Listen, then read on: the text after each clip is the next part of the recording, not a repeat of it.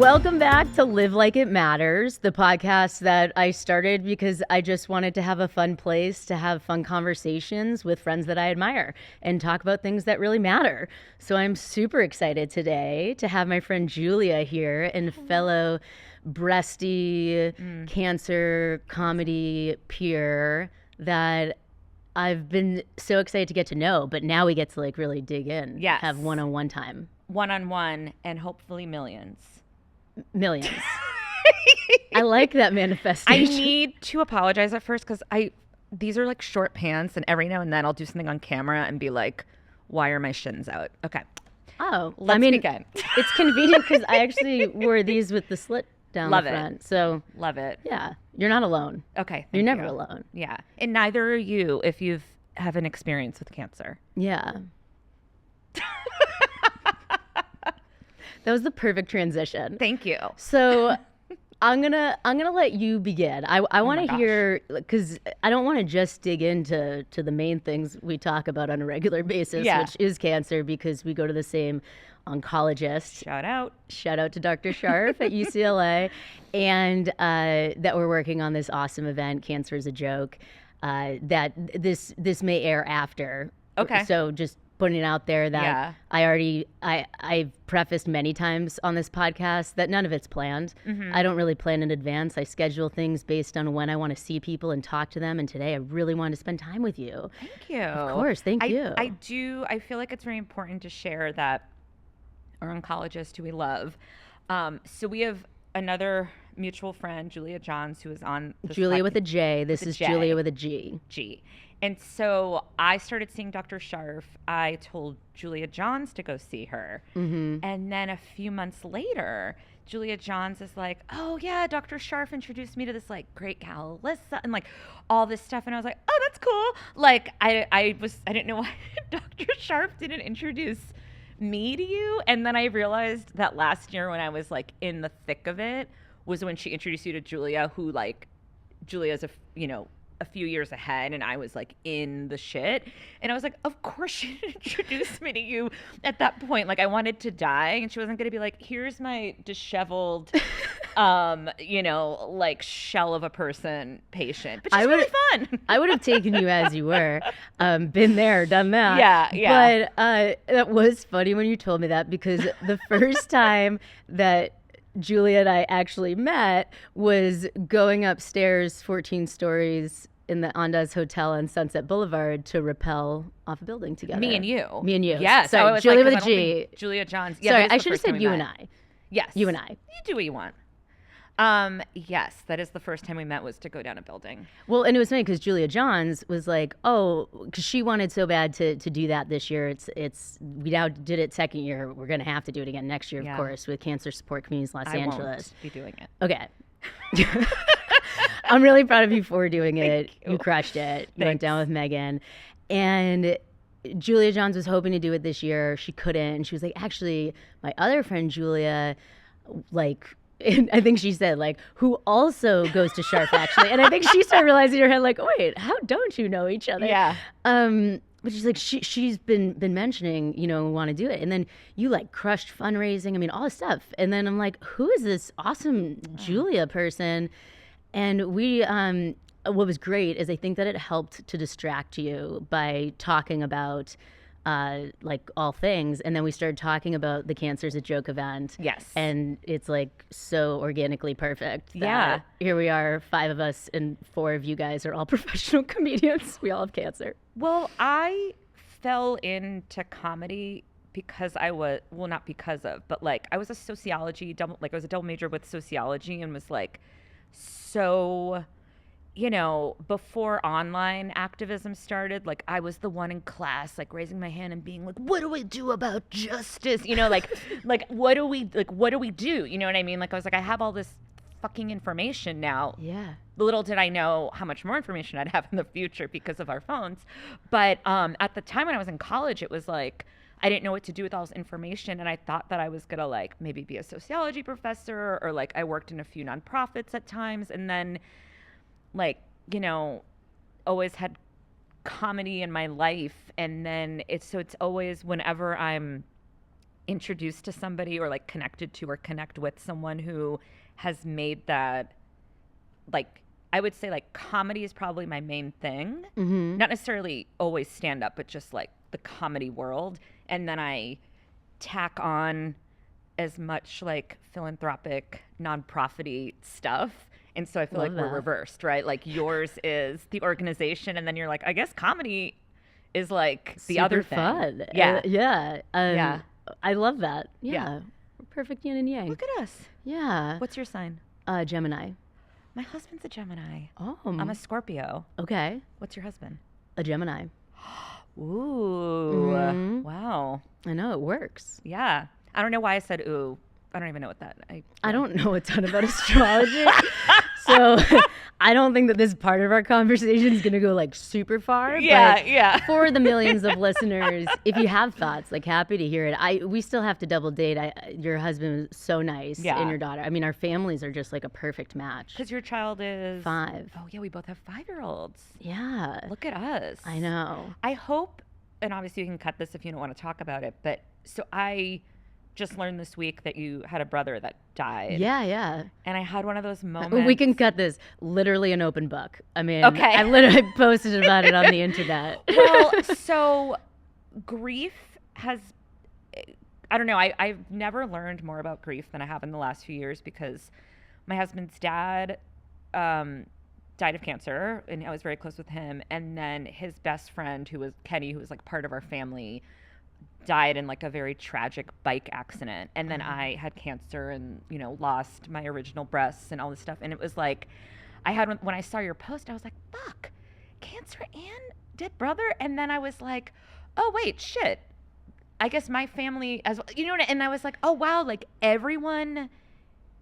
I don't know, like grief to me is one of the great, is it equalizer? I guess that's the right way to use that phrase of like, and I feel like part of what I have found with cancer, it's been really interesting, is like, so I really learned a lot about loss, grief,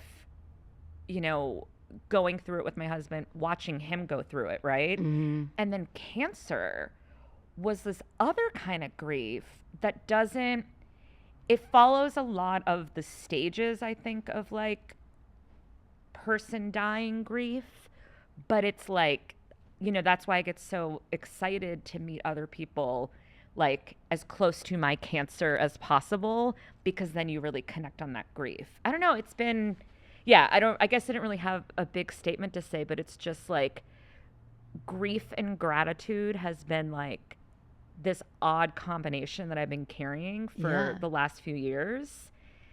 And it seems like an odd combination, but it actually makes total sense. Totally. And I'd throw in the mix of that, like empathy too. I felt like when I lost my brother 10 years ago, I always like cared about people, felt like I was an empath, all these things, but like I didn't understand grief the way I did losing like an immediate family member. Yeah. It was just different. Just like I didn't understand cancer as well until my mother-in-law got cancer, and she's doing awesome, luckily. But she had stage 4 lymphoma, so it was like really grim at the beginning, and she's a badass and all these things. Here we are like 11 years later. But then you have a whole other level of understanding when you have it yourself. But the reaction that you just said is like, I've had that same thing happen where you see things from other people and you're like, oh my God, I can't believe they had to deal with this. Or like when you talk to people about different things. Sydney and I, on our episode we were recording, he was like so mind blown by my port, and I'm like, dude, you got your stomach removed. Like, and so it's like these things that it's just sometimes things hit us in different ways, and I think then we become more understanding of like what other people are going through, or more understanding of what we don't understand. Yes, I would say like I obviously think about, it's weird because I don't necessarily, it's cancer, but it's more just like the grief and complete, I don't know, I've changed a lot, but I'm also more of who I've always been. Yeah. And my very dear friend Antonio sent me a letter when I first got diagnosed, and I'm going to misquote it, but he was like my coworker, supervisor, mentor, used to always say to him, like, these certain things happen so that you can become more of who you were meant to be. Something like that. And at the time, like, it made me cry because it was sweet, and I put it in a drawer, and it didn't really, I appreciate it. And then, like, maybe 5 months ago, I texted him. I was like, I totally understand why you sent that. Because I feel like for me, what the grief and cancer has done is I think it's made me a little bit more neutral. Like, I'm a very, I have like a temper. I am a hot-blooded Italian Scorpio from Boston. I don't know. Where are we referring to neutral? Where from Boston are you from? Belmont. Oh, yeah, we've talked about that, right? Because I'm from Andover. Yeah. So, I mean, I say all those things, but I might just be a bitch. Like, I don't know. Like, that's just, it's my sign. But here I go again. It's not an astrology podcast, but is it? What? Or is it? Or no, is it? It's definitely not. I just don't even know what to do. Sound off in the comments. Let us know what you think. Oh my God, that's so Aries of her to say that. No, I feel like I used to have just like for example, when it comes to grief and trauma and all this stuff, I feel like sometimes it almost gets a little competitive.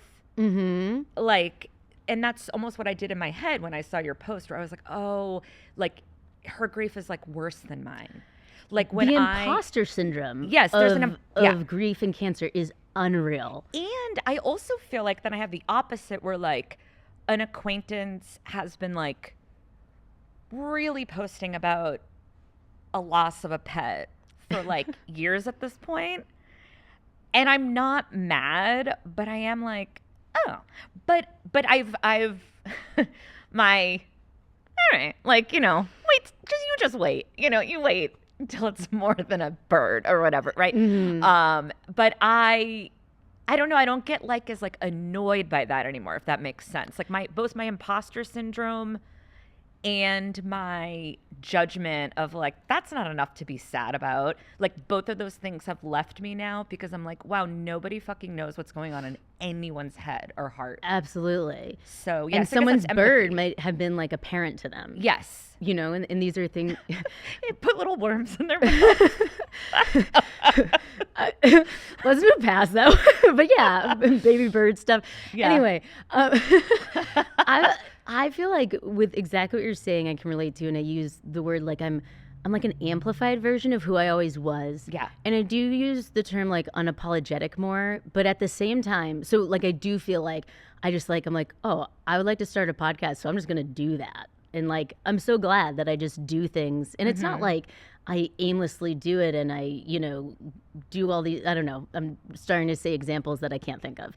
But like, I do it responsibly in the sense that it's like, it's abrupt and I do things quickly, but I do them rationally and like it makes sense. And not that everything always has like a great result or is perfect, but like I enjoy most things that I now do, and I don't wait to ask for permission. But the one thing that I wish would go away and I'm working on more is like, I say that I'm unapologetic in some ways, but I still do have like severe anxiety, and maybe worse in other areas where like I worry so much. Like, does everyone feel represented by what I'm saying? Like, I don't want anyone else to feel like they have to do this while they're going through a hard time. You know what I mean? And I'm constantly like overcompensating for different ends to make sure that like I make everyone feel the way that I want to feel, and like, but what if they feel differently on that end? So it's definitely a balance. I feel like with the making everyone, I mean, I've felt that way with stand up, with my writing, where I'm like, oh, how do I make sure this is inclusive, but also it's just common, like, like there's all these sort of things. And my sort of thing is like, well, don't worry about being called out or confronted or someone being annoyed by you, because it's not really about not doing it perfectly the first time. It's about how you would respond to a comment or criticism, right? So if if I told a joke and somebody came up to me after the show and they were like, hey, that was extremely offensive and here's why. Much like the new sort of empathetic, neutral listening, I have, as fiery as I can be, I also really try and think that I am someone who's very much like, okay, never thought of it that way. And like, will I change the thing I'm working on? Maybe, but at least like my response to it isn't like, fuck you. This is fucking cancer, or whatever it is. Like, Yeah. You can still like care about how other Yeah. people feel, whether or not you take that note or make that change. Like, isn't necessarily always the point. It's like, yeah. And so, I mean, I also would like to say that I'm I think I'm more, I think I'm more unapologetically authentic, but I still would like to use sorry less in business emails. I know. Sorry, can you please send that check? You sorry, owe me sorry. Like, we joke about this in our group chat too, of like, you know, like, no worries if not, No it's worries. fine, all that. I'll go jump off a bridge now. No pressure. I mean, I'm gonna do that. Oh, it's just, and then like, you know, sometimes, you know, I'd say like, oh, but like, I don't need that from other people. But it's like, if someone sends me a short response with a period, like, you ruined my day. Oh my God, yup. I have a friend, I said to her, I go, it really, every time you send yup, it makes me feel like you're mad at me. She's like, oh no, I'm just saying, in her head, she's going, yep. But I read it and it's like, yep. Mm-hmm. Oh, don't even get me started on YEP, yep. Oh. Hate it. Yeah. Yep. That's not one I've seen in a while. I yup, YUP, which I'd probably use more as passive aggressive for my mom. Like, my mom's like, have you done this or that? Like, yep. That's exactly how I think of it. Yeah. So for my friend to be like, no, that's just me. And so I have to understand her side. Yeah. I have to be like, I never thought of it that way. It's kind of like when my husband and I were like first dating, and even into like years into, when you'd be like, oh, does this look good? Like, yeah, it looks fine. Yeah. No, sir. You tell me I look fantastic. Or tell me that like you don't like it as much. And he's like, no, I genuinely mean you look great. I'm like, then say great. My husband's is your husband hard to like get a compliment out of a little bit? Because like, no, my husband like, he says nice things, but then there's sometimes this sort of attitude of like, well, you know that okay, there's that. Yeah, because, and maybe that's why it's harder to read, because they're so sweet and nice and complimentary. So then when you're like giving you a layup here.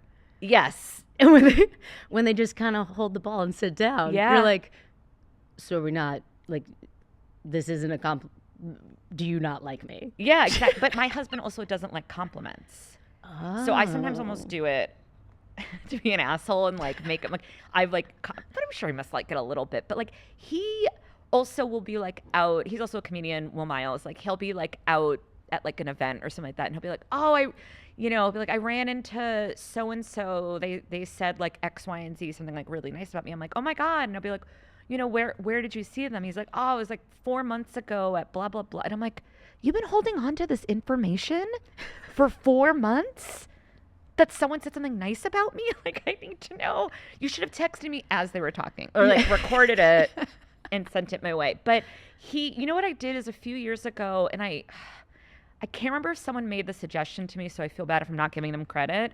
But for my birthday a few years ago, I said to my husband, I go, can you write all your compliments that you don't say, but you're thinking? Because he's like, I think it all the time. Can you like write them down for me so I can have them? And he gave me like a little pile of Post-its, and then I put them in like different places in the house. So I'll like open a drawer and it'll be like something nice, you know, like, I love that. Yeah, it's cute. We do that with Blue's Clues, but like, that's a way more thoughtful, like, not something nice, just there'll be Blue's Clues stickers sometimes. And I'm thinking literally Blue's Clues, that my daughter would be like, what's in there? Oh, you know, and the way you just did, like, I want to adopt that idea, and use that. Like, I love that so much. It's a validation scavenger hunt. Mm-hmm.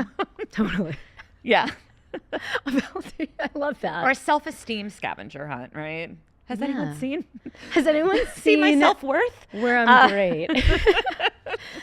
No, but I think I think communication is like the most important thing ever. It sounds like you guys have good communication. You're not afraid to speak up, you know, about things. I mean, we do. I will say, you know, not to bring it back to cancer, but we all know why we're here. Yeah. But like, I think last year especially, but all those like years back, like the deaths. It was also the strike. Oh yeah. So it was like career-wise, death, strike, leak in our kitchen, covered by insurance, but no kitchen for a month. Literally the least of our issues, but enough to make a couple hate each other, right? Mm-hmm. And then another death and cancer. It was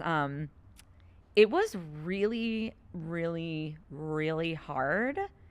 And I am so in awe that like we love each other and have as much fun as we do currently. Mm-hmm. Not because I thought we were going to split, but it was like, I mean, it wasn't just taking care of my health, because I think that's different. Like, I think sometimes when you hear people often get divorced. Off any individual one of those things that you just mentioned. Yeah. But like I hear a lot with cancer. Absolutely. And I remember when I heard that at first, I was like, oh, like having to drive him to the hospital, like I didn't know what it entailed. And then when I saw my husband have to deal with a level of I can't see the light at the end of the tunnel energy, like and I've had sadness and depression before, but like true utter hopelessness where I was like, I desperately don't want to be saying the things I'm saying, but I'm like, I wish I was dead. You know what I mean? Yeah, like that's literally is so it's, I don't know. It really, really tests an intimate relationship like that. Totally. And figuring out also like how you want to be supported or helped. Yeah. My husband, so yesterday was and I don't know when this is going to air, so I'm new to podcasting. I'm just going to mention that it was yesterday, even though that'll be irrelevant later. November 19th is the anniversary of my brother's passing, and it's also our dating anniversary. Oh, what the fuck? Yeah, and so it's been 10 years now of like that being an overlap, and my husband's so sweet and like obviously always lets me prioritize, my brother's death, and we find other times to celebrate our love and all of that. But yesterday was like, it was really sweet because, for most of the day he was like available, but not like interrupt me kind of thing. And then before he went to pick up Ellie, he's like, so I'm going to go get Ellie. And, just let me know. Like, do you want to do something tonight? Do you want to go sneaker shopping? Because my brother is really into sneakers, so we sometimes do that on, like, big occasions. He's like, or if you just need to be alone and have space, like, I really understand that now. Because it took a really long time because he cares so much, where I'd be like, he wouldn't know that I was sad because I'm, like, an alone crier. Oh, okay. Like, I'm more of like in my car, I have like a grief playlist I play. I mean, Los Angeles, you have to cry in the car. Have to. Yeah. Yeah. And I just like am sad on my own. And it's not that I think that people won't let me be sad with them. I don't know. I don't really want to be. Yeah. And so sometimes on those days, he'd be like, do you want to do this? Or like, what's wrong? Or that. I'm like, what's wrong? And he's like, oh, it's like, sometimes it's just hard to know because like, I can't tell that you're upset. That's how I am with my husband. That I can't tell that he's upset. You can't tell that he's upset. Yeah. Gemini. Right? I don't know. But similarly, like when he was going through dad, best friend, and he's experienced like so much death. And that wasn't before those two big doozies, like others. And I thought I was being supportive. But like, because he would just sort of not verbalize a lot. And then like, he seemed good.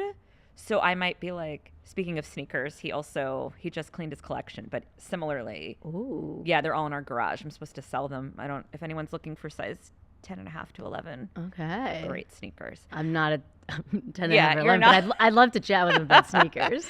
But he, there was like this one day where like I tripped over like a pair of his sneakers because it was kind of a mess for a minute. And I was like, can you please, like I've asked you so many times to like organize the sneakers. And he was like, can't you tell I'm fucking grieving? And I was like, well, no, like I couldn't. And he's like, but can't you like guess considering what's going on? And I was like, I mean, I don't like, yes, but also I was also grieving, but it also was his dad and his best friend. Mm-hmm. And again, I don't mean to kind of like make trauma and grief competitive, right? Because both equal. Like whenever someone's like, oh, it was my grandma, she was 80, you know, like it's like you don't have to preface it like it's all relative and Yes. all that. You also don't have to apologize. Yeah, So you don't have to sorry, apologize, yeah. but like, you know, you can be more sad about like on Love is Blind this season, like this guy had his teacher walk him down the aisle instead of his parents because he was closer with this teacher, you know. So if someone was like, my teacher died, you'd be like, you know, like we quantify. Anyways, the bird, yeah.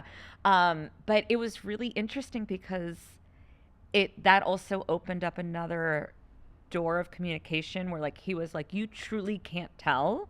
And I'm like, I truly cannot tell. Yeah. And then it was interesting because he was like, could you put yourself in my shoes? And I was like, yeah. And then again, different. But after having the breast cancer experience and the mastectomy and everything, I was like, oh, I actually can put myself like, so now I feel like he's gotten better at saying I'm having like a shit day. Mm-hmm. And I'm getting better at being like, you know what? I think everyone just wants some, like kind of trying to read the room a little bit better. And like, that's like all the best you can do with people, right? Totally. Like, hey, here's this information. And then you're like, okay, let me like try to compute this into my daily life. Yeah, because we're constantly like learning. Like, learning like about how we react to things, because like, you know, just when you think you've had a hard time, you know, life's like you know. Yep. But also like with other people, because I mean, grief is I think relatable to so many other aspects, because it's one of those things where just like I'm sure you get with cancer, like, but you're good now, right? Oh yeah, like you're good though, like everything's good. Yeah. And same with like grief, right? It's like people don't think to necessarily ask that, but it's kind of like we just forget, and it's normal, right? Yeah, like because life goes on, and we're doing a million other things that sometimes we forget, like unless someone's with us every day or that, like that they went through this huge traumatic experience or loss or all that. But then it's like, you know, we go through it and then you start realizing like, oh man, and it changes too. Sometimes I'll randomly just like reach out to a friend or someone that like I'll look back on, like, you know, at the time that they lost a parent or this, like I didn't do anything wrong, but maybe like I didn't reach out as much because I didn't know what to say. Yes. I didn't know what to do. Yeah. And so it's like more often now that I'll kind of just like communicate awkwardly so that I can communicate. I'll just be like, hey, I don't know what to do in these situations. Yes. But now I feel like a bit more of like a license to be able to say it. Like, I know that when I've gone through loss or going through cancer and all these, like, I sometimes don't even know what I want or need. Yeah. So like, just to let you know that I think it sucks and like I'm here. I was surprised by what I didn't want. Like, I have a lot of very funny friends. Yeah. Professionally and not professionally. Like, comedy is, I don't know how to not, like, my family would have like the most unreal, you know, violent, like, and then someone, like, there'd be a joke at some, like, it's just how I operate. And when I was in the thick of things, like, once in a while, like there was like a short period where like I wasn't into anything funny, which was such a like sign of, and some people in my life obviously thought that I needed it. Of course they did. It's literally and it was, you know, like I sent an email to a group of close friends, like when I was at my worst, and then I think I sent them one later just to kind of be like, the first one was like, hey, I know everyone's been texting like, how are you? I don't know how to respond. And because I kept responding bad, and then they don't know if they mean like I'm dying or like, you know, like what does that mean? And I was like, no, I like don't know or trust or understand anything. Like and then so I was like, I felt bad that people kept texting, how are you? Because like they wanted to show that they cared, but I had like nothing to, so it's been really interesting for me to now approach when I find out like someone has a loss of whatever sort. I try to take time when I'm, again, not that anyone did anything wrong by saying like, how are you or what do you need? But I'm now like, oh, what were things that I would have wanted texted to me? I don't know. It's kind of just like Russian roulette. I know, because when people ask me that, it's like, I honestly don't know what Yeah. would have been better, easier. And so sometimes I'll usually, depending on like how close I am, reach out in some capacity, you know, whether it's even just like a comment on something or, Yeah. you know, sending a message. But I try to like make note of some of those things and like a few months later reach out. Yes. That's the thing Yeah. that like, Not the day of. yeah, and kind of like when the dust is settling more, Yes. and people aren't showing up trying to bombard you with casseroles or Yes. comfy socks and blankets. Like, Yeah. you know, like what do you need then? Yeah. You know, or like maybe now is just the time that you'll actually see the message because you're not going through a million of them. And you know, it's like we never know what's right because I don't know what's right for me, and Yeah. that changes. Like Well, how and you said with laughter, with humor. Well, also because like, you know, so I had 4 surgeries. It was like mastectomy, 2 expanders. Those are like the temper. I'm sure you guys have covered this already. And then No, because I've never had Oh, you've never a had mastectomy. That's right. Yeah. So I had a double mastectomy. I got expanders put in with plans to get implants. And then Like, I know. what was your implant? They were like this. And then they found the cancer in my lymph nodes. So then they wanted me to do radiation, and I was advised about the dangers of implants and radiation. Oh, yeah. People can do it, but I just didn't like what was being said. So then I decided to go total like flat, no breasts. Thought it was a very noble feminist move, like, you know, because I was trying to find like a new identity, right? That was not for me either. How long were you flat? I was flat for almost 9 months, and I really did not handle it well. And I really was there's a couple reasons I didn't handle it well. One, I mean, you know, it's a huge shock to your body. 2, I wasn't mental health medicated, and I wasn't having my weed, and I wasn't having like any of the things that are my tools.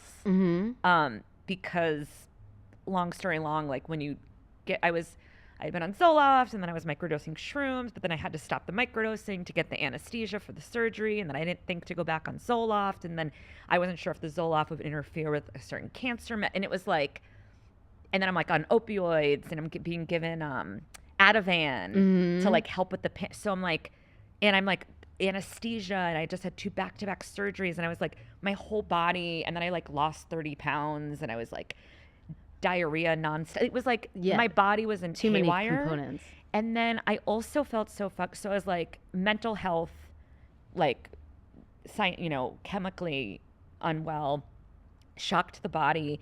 And then it was that I was so sure that I was going to rock this. I was like literally on the phone with a friend, like manically being like, I'm going to start a nonprofit that makes cool tops for flat women. You know what I mean? And like, I really, and I'm very grateful that when I decided that wasn't for me, there was an opportunity to get more surgery. So then in April, I got flap surgery, which is usually most common deep flap, which is when they take abdominal tissue, not lipo, like reconnect it in your chest. But my surgeon is one of few that also does your love handles, called lap flap. It's not the scientific word, but so April I got my love handles put into my chest. You went to the hospital for a little lap flap? Lap flap. I call them my hip tits. And then 2 weeks ago tomorrow, well, whenever this comes out, but 2 weeks ago I had the revision surgery, and now I think I'm done. Okay, congrats. Thanks. I mean, like, probably laser on the scars and stuff like that. But this is all to say, partially what we were talking about earlier, is like, I also really appreciated the people that chimed in late on the how are you doing train, because, you know, I had an abundance with the first surgery. Now at this 4th surgery, I also kind of minimized it to people because it was comparatively minimal. It was still 5 hours under anesthesia, cut open, re-traumatized, blood on the boobs. Oh my God. Who Yeah, am like I even feel like, I mean, we've been talking a lot regularly and it just kind of like happened. Yeah, and You know? I think I minimized it because one, I was excited to do it, even though it felt horrible for a few, but I was excited to be done. But also, and I feel like a pro at surgery now, which like, no thanks. But it was actually nice to have people that like new, my daughter just started elementary school. So like there was like new parents there that were like, do you need anything? And I didn't need anything, but it was not that like my circle's exhausted. They would do anything for me, but it was nice to have new energy check-in because it just like lightens the load for everyone, like the emotional load. It's emotionally draining to talk to someone going through crisis. Absolutely. Yeah. And those are, thanks for sharing all that with the surgeries too, because I don't think people realize like how much is involved, how personal it is. Because horrible, every option sucks. Yes. At the end of the day, like super fucking grateful and gratitude and grief. Very grateful. There are options and phenomenal surgeons. But like, which piece of shit do you want? All come with so many potential unexpected risks, recoveries. I mean, so many now failure. Or like, people who later on, if they do implants, have to have them recalled, or different people react differently to foreign things in their body. And then, like, there's just so many things about that. I've thought about this, a lot, if it ever was the case where they were like, we should do a mastectomy. And it's interesting hearing you talk about, because in my head, I'm like, would I ever want to just go flat? Like, would I want to take up such a big amount of recovery in my life, like recovering from the other aspects of how I'd want to do it? Yeah. And like, you got to have that answer. Yes. By also then having to go through a lot of things. And one of those, I think one of the biggest things being the 9 months that you lived with that like emotional roller, it's surgery is easier to explain. Like a broken hand is easier to see than invisible illness, right? Or well, and also my, like I went through moments of like, I'm so stupid that I thought I could be like, I must not be a feminine. Like, do you know what I mean? Like then you learn that like feminism or strength or whatever is actually making a decision for you and owning unapologetically who you are. And I discovered that I am unapologetically someone that loves tits. My own, other women. Like if you come to my house, there's so much topless woman art, like way before all this. I just like love the form. And I also like, my flat was beautiful. My first surgeon did a phenomenal job. My first surgeon was Dr. Ginger Slack, phenomenal job. And then my second surgeon was Dr. Jamie Zampel, phenomenal job. Both artists. And I remember seeing the flat and being like, it was beautiful. It was clean. So you even had like the best case scenario of what you would have wanted that to look like. And it just wasn't for me. But I'll tell you this though, when I was in like, I don't know if I would have had the same reaction had I been medicated. I might have also made different choices. Like, I don't know. And there's sort of no point in like doing the detective work that I've always. That's like, there's no point in asking why we got cancer and other things too. But two things that were really interesting is I did detective work for a minute where I was like, oh my God, like, why did I even try going flat? And I remember my husband being like, I don't know that you would have done, because the flap surgery to me in the beginning when it was mentioned, I was like, fuck no. I got like mad. I was like, you think I'm going to cut up my body just for boobs? Like, and then cut 2 months later and I'm like, please, anything. Like, again, for me, I want to make that so clear because like that, and that's what, right? Like strength and individuality and being a feminist or whatever, is making the choices right for you. Yeah. So I think maybe there was a benefit from, like, I really feel this way, and I feel like anytime I share anything about breast cancer online, I always put this little note at the bottom where I'm like, if you're going nuts right now between like all the choices, I can talk to you because I've done them all.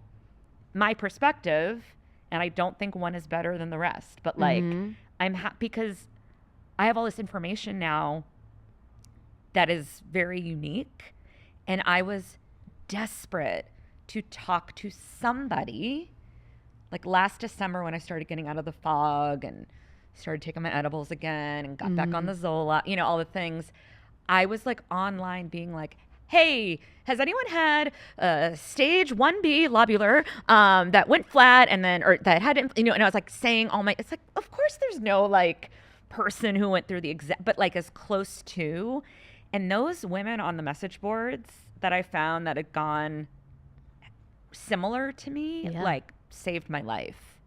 Because it was such amazing, you know, like I had friends trying to understand and they did their best, but it was like, I couldn't even explain it. I was like, I logically know it's fine, but there was something about it that like wasn't right. But I will say this, in my hysteria over it and like overwhelm, my very smart friend Jamie said to me, she was like, I know you're really upset and be upset, but I was also like maniacally researching surgeons to see if I could get surgery because I was also really small at the time. She was like, please stop researching surgery right now because you're insane.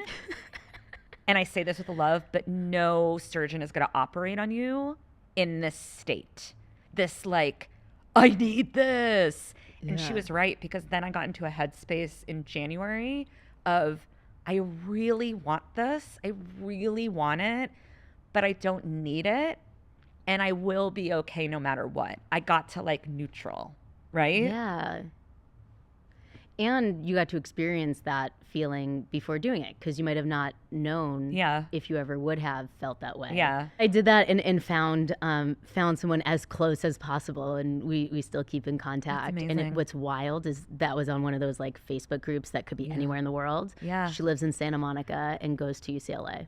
Amazing. Like wild. So like putting that stuff out there, and that's why just doing this, like the podcast, doing the nonprofit, the event we're doing for Cancer is a Joke, like these things are so important to me, because I think that the more that we put things out there, you know, Cancer is a Joke might be the first time that someone learns about that you can laugh about hard things. Yes. Or what We Got This is, or something about something that we talked about. Your hip tits. Yeah. Exactly. I hope we learn about that more at it. But like for me, it's been so fulfilling and therapeutic to like put things out in different ways. Like, I'm not a big reader. I never thought I'd read a book, but that was like one of the things that I'm like, you know what? If I'm going to do all these things, that's the one that like I want Ellie to have. Yeah. Or like if someone wants to read, and then, you know, if someone wants to listen to it, so I'm recording the audiobook. Like these things, I just feel like it's, for me, what prevented having too many of the texts being like, how are you? Yeah. Because I try to be as authentic and open as I can be, so that I don't have to answer the million texts. And also that part's for me. And then the part for other people is like, hopefully it helps. Like hopefully someone else that's like, oh my God, am I dying because my cancer spread to my brain, can like look at me saying that happened to me 3 years ago and it's been gone ever since. You know, like those are the things that I think make such a big difference. Oh yeah, 100%. And it's also so interesting, all the people that I talked to, and I was like, my friend's aunt has, you know, and I talked to them. I haven't talked to them ever again. It was like, you know, like not because we don't. Yeah. But it was like, I had a 1 hour conversation with them. I sent them a frantic text in the middle of the night when I was panicking. And now I'm like, hey, I'm doing good. They're like, great, bye. You know, like it's sort of, you got what you needed from it. But like what you're talking about, like, you know, you said earlier, like communication's everything. It's like communication and connection, right? Because connecting with the experience, it's just, you just want to feel like seen and understood. Yeah. And that's like, you want to be seen and understood when you're silently grieving. I wanted to be seen and understood when I was like, why do I feel so crazy about boobs? You know, like you just, that's all we all want. And then comedy's a way to do it. And then podcasts like this. Podcasts like this with millions of followers. No, but it's so true. And I mean, like, I wouldn't do this, because a lot of people are like, don't start a podcast. Like, one, I agree, the world doesn't really need more podcasts. I'm starting a podcast. You should. Yeah, I have to. Yeah. What do we have time for you to say what it's about? I have a couple ideas. Okay. Well, we can always revisit it.